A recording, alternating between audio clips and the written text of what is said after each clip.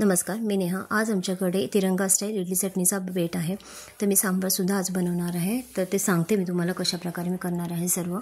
तर इडली तिरंगा इडलीला जो मला हिरवा आणि ऑरेंज कलर द्यायचा आहे, तर सर्वप्रथम मी त्याची तयारी करत आहे। तर हिरव्या रंगासाठी मी घरात मेथीची भाजी होती, ती मेथीची भाजी चांगली धुवून घेतलेली आहे। धुवून ती मिक्सरमध्ये टाकून इडलीचं बॅटर त्याच्यातच हलवून एकजीव करून ती घेतलेली आहे। तुम्ही बघू शकता अशा प्रकारे हिरव्या रंगाचं बॅटर माझं तयार आहे। तर एका साईडला मी आता ऑरेंज फूड कलर जो होता ऑरेंज कलरचा रंगाचा तो मी घेतलेला आहे। त्याच रंगामध्ये मी हे थोडंसं इडलीचं जे बॅटर आहे ते टाकून एकजीव करणार आहे। मी जास्त रंग एक भांडं केलेलं नाही आहे, मला थोड्याच प्रमाणात करायचं होतं म्हणून। तर जास्त हिरवा रंग आणि ऑरेंज कलर मी हे थोडंच प्रमाणात केलेलं आहे। तर तुम्ही बघू शकता मी एका साईडला आता कुकरचा डबा ठेवलेला आहे इडल्यांसाठी। तर त्याच्यात इडल्यांचे जे झाकणे आहेत त्या झाकण्यांना मी चांगलं तेलाने ग्रीस करून घेणार आहे। मी हातानेच फिरवत आहे, हाताने व्यवस्थित सगळीकडे स्प्रेड होतं।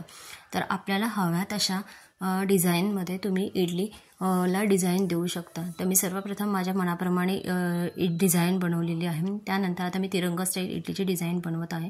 तर अशा 2 थाळ्या मी इडलीच्या तिरंगा स्टाईल इडलीच्या करून घेणार आहे।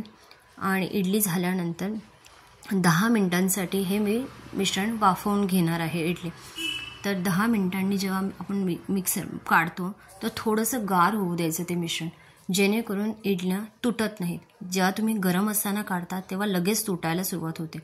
तर गार झाल्यानंतरच आपल्याला इडल्या काढून घ्यायचं आहे। तोपर्यंत मी इथे चटणीची तयारी करत आहे। चटणीसाठी मी कढीपत्ता, पंढरपुरी डाळ्या घेतलेल्या आहेत, ओलं खोबरं, एक हिरवी मिरची घेतलेली आहे, थोडंसं मीठ आणि जिरं टाकून मी त्याची बारीक पेस्ट करून घेतली आहे। तुम्ही बघू शकता माझी चटणीची पण पेस्ट तयार आहे। तर आता मिक्सरचं जे भांडं होतं त्याच्यामध्ये जे चटणीचं साईडला थोडंसं लागलं होतं त्याच्यातच थोडंसं पाणी टाकून मी ती पेस्ट एकजीव करणार आहे त्याच्यातच। तुम्ही बघू शकता इडल्या पण तयार आहेत आपल्या एका साईडला। आता चटणीला मला फोडणी द्यायची आहे। चटणीला फोडणी देण्यासाठी मी मोहरीची वापर केलेला आहे। चांगल्या तेलामध्ये मोहरी चांगली तडतडली की टाकायची, कढीपत्ता आणि 1-2 मिरच्या टाकलेल्या आहेत आणि थोड्या उडदाची डाळ होती ती उडदाची डाळ टाकली। अशा प्रकारे माझी चटणीसुद्धा तयार आहे। तर राहिला सांबारचा प्रश्न। सांबारसाठी मी तुरीची डाळ घेतली होती।